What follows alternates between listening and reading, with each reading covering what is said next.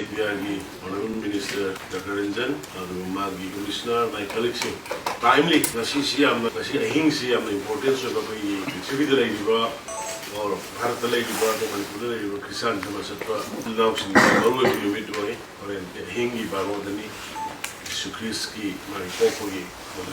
celebration of the machine Nanganaba Taliban United Imam Tuninga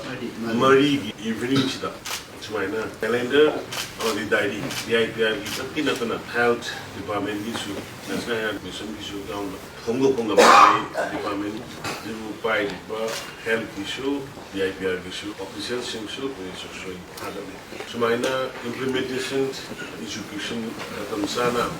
Togini and Nina Sigi diary released of Siga Purumaka Christmas key usually the lady or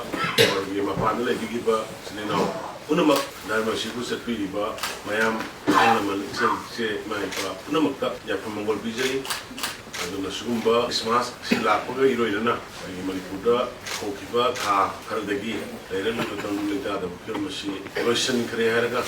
in the Tina labor Hanaguna labor and the peaceful Amagi developing state Manipudu and about Mayam Puno came from the Aegis Haitigi Jacobal Pijari Lunana Shoda Mayam Sangana Sars in the